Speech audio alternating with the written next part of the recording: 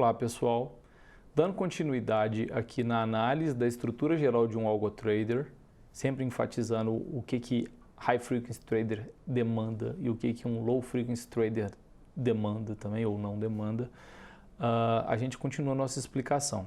A gente vai passar agora já para a figura, continuando na figura da Irene Aldridge, a gente visualizou lá sobre o Data Feed, que é a chegada da informação, da alteração no mercado ou do mundo de notícias que existe aí, mundo afora. A gente falou também sobre como nossa máquina processa aquele sinal, ou como ela pode processar, porque isso é muito dinâmico, né? Ela pode fazer de diferentes formas, mas ela basicamente precisa gerar um sinal de compra ou de venda por vezes e do tempo que isso demora para chegar no mercado, do tempo que essa confirmação demora para chegar no seu algoritmo. E uma parte muito importante é a questão da análise, e a Irene coloca aqui que prop shops ou as empresas especializadas em fazer high frequency trading, elas gravam durante todo esse procedimento da performance dela no mundo real ou através de simuladores o comportamento de um HFT. Por exemplo, em algumas simulações você não identifica o slippage ou slippage, que é o arrasto que sua ordem sofre. Suponha que você manda uma ordem a mercado muito grande, você vai pegar um preço médio aí não tão interessante porque você foi consumindo vários níveis de preço. Em simulação, talvez você, de acordo com o seu simulador, obviamente, talvez você não consiga identificar esse arrasto, mas esse post-trade analysis aí está relacionado a isso. Ou baseado na sua simulação ou no mundo real, de como você vem performando a tua negociação, você precisa ter uma equipe muito séria, uma ferramenta muito boa para fazer essa análise pós-trade.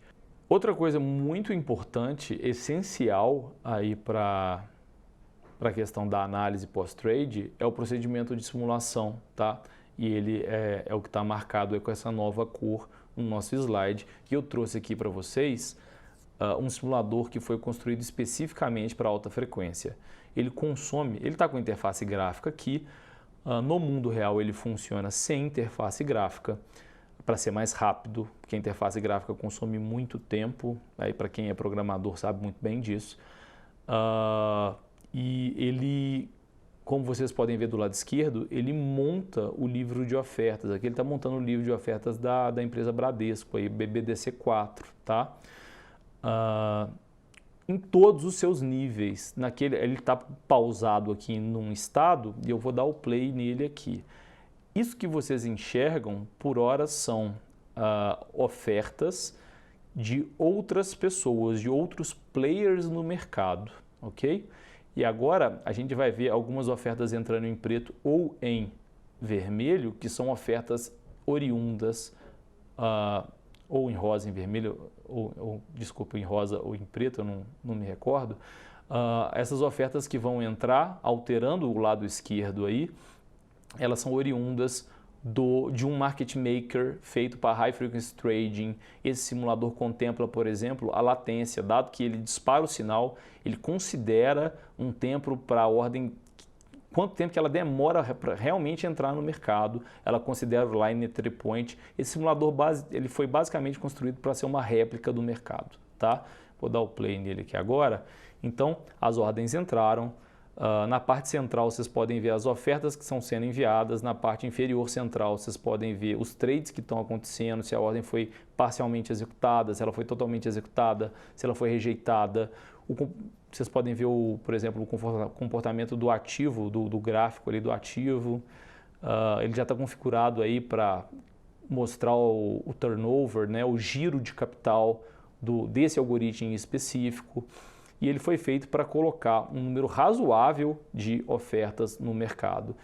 Em alguns momentos a inteligência artificial decide colocar menos ordens, mais ordens na ponta da compra, mais ordens na ponta da venda, né? Então essas ordens coloridas aí do lado esquerdo, elas são oriundas do HFT e não do mercado.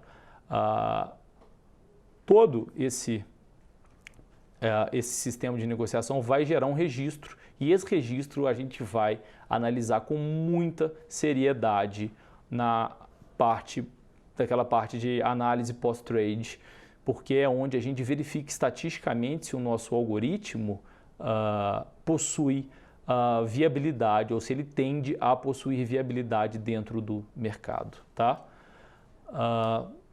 Falando um pouquinho aqui da parte final que a Irene coloca nessa figura, a gente fala das pessoas e estratégias, né?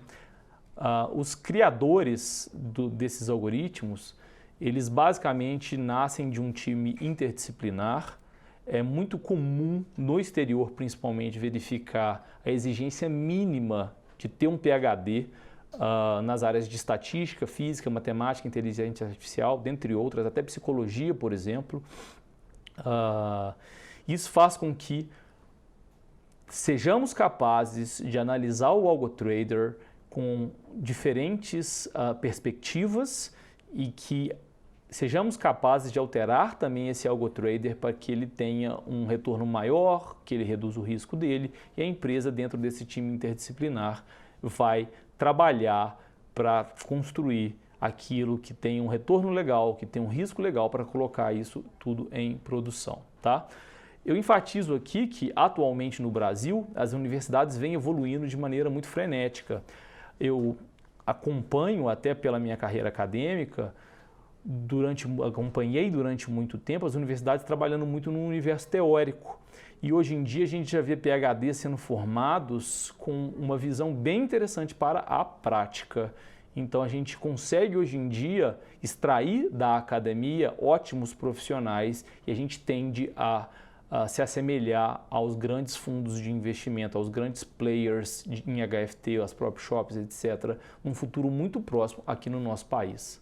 Bom, pessoal, da estrutura geral de um AlgoTrader era isso que eu tinha para falar. E o que vai o distinguir, assim como discutido anteriormente, de um AlgoTrader normal, né, um de baixa frequência ou um de alta frequência, é a latência que eles consideram. Mas como estrutura, eles são muito parecidos. Eu enfatizo que o simulador para High Frequency Trader tem que ser muito mais profissional que um simulador utilizado para baixa frequência. Essa é a mensagem. Muito obrigado.